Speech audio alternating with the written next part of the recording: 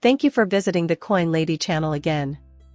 Listen up, folks, a contender for the US Senate has joined the fight pitting Coinbase against SEC. Reason being, John Denton is becoming involved in Coinbase's heated legal battle with the SEC in the US. There has been a dramatic change in the status quo, and this court filing is likely to have substantial weight and garner more attention from the Bitcoin community as a result. An attorney representing XRP has intentions to return to the case.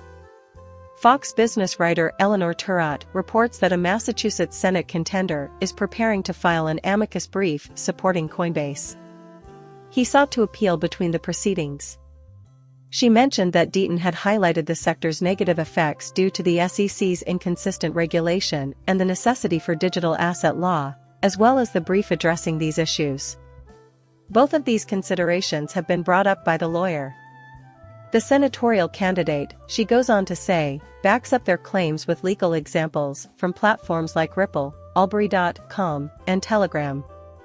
However, the attorney has also cited the SEC's prior statements and letters from regulators and lawmakers voicing their concerns about the regulators' actions.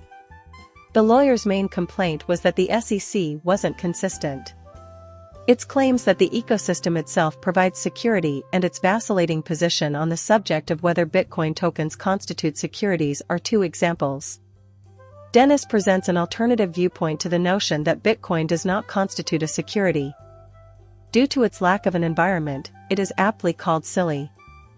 This comment was made during the protracted legal dispute between Ripple and the SEC, in which Coinbase is challenging the SEC's stance on digital assets.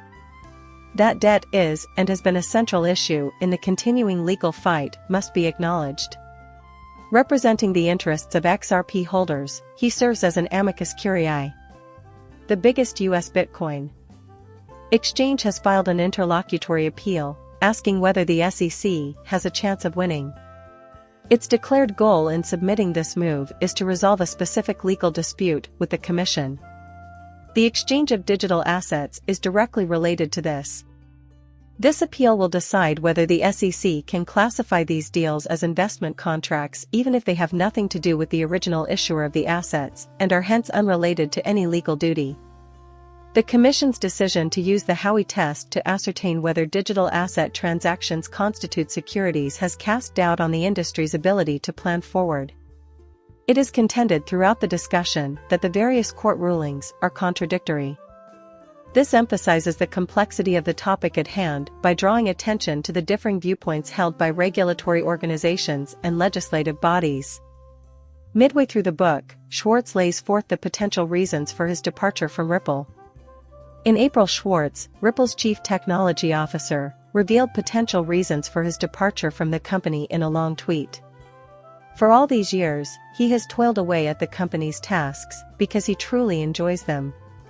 He was adamant that he would leave his job the moment he felt the gratification wore off and concentrate on something else. He went on to say that he has a large stake in Ripple, roughly 20% of the total, and that he could conceivably leave the company at any time. He is under no obligation to stay on. However, as mentioned in his previous tweet, Schwartz is not a billionaire, and he believes that choosing Ripple shares over XRP was a major mistake. Chris Larsen was sued by the Securities and Exchange Commission in 2020 when the three creators of Ripple, Jed McCaleb, Arthur Brito, and Chris Larsen, decided to split 20 billion XRP for the purpose of selling XRP to large financial institutions as unregistered securities. 3 years after the initial complaint was made, the case against Larsen and CO Garland House was dismissed. Despite the fact that interlocutory appeals are notoriously difficult to win, the SEC and Ripple Labs' legal battle continues. If approved, they might bring the industry one step closer to a definitive ruling, which could eventually make it to the US Supreme Court. This is much needed since it would clarify whether digital assets are subject to the watchdog's authority once they enter secondary markets. Ripple Labs has been enthralled by the cryptocurrency industry and has closely monitored its rise to prominence and ongoing existence. Because this has been the case for a while, Ripple was initially planned as a game-changer in the theory of the global banking industry. It aimed to revolutionize the way banks process money transfers and touted partnerships with big banks. Despite its lofty goals, Ripple has faced significant obstacles and criticism. Though Ripple's blockchain network is live and well, its practicality is being questioned because of its limited real-world uses. In spite of this, XRP's market value remains high, propelled more by speculation than by any real use. The discrepancy between Ripple's worth and its usability has led to the term crypto zombie being used to describe the cryptocurrency. Such blockchain projects are characterized by a high market valuation and minimal practical usage of their technology. The comparison between Ripple and other successful businesses, like Nvidia, reveals a stark difference in performance and income generating. Unfavorable price-to-sales ratios are a consequence of Ripple's meager XRP ledger revenue relative to Nvidia. In contrast, Video generates a lot of money and has a big market valuation. Statements given by the business that created XRP indicate that major changes have been made to the Ripple network, which is known for blockchain-based international payments. There is little prospect of benefit for XRP as the dispute between Ripple and the SEC progresses. Users of the most popular stablecoin, in particular, will benefit from the blockchain initiative's fundamental changes to its on-demand liquidity service. According to a recent court filing, Ripple will be adopting USDD for its American clients to use. But for former DL clients, Ripple now has a Singaporean subsidiary to answer to. Regardless of the fact that the business is having problems with previous customers.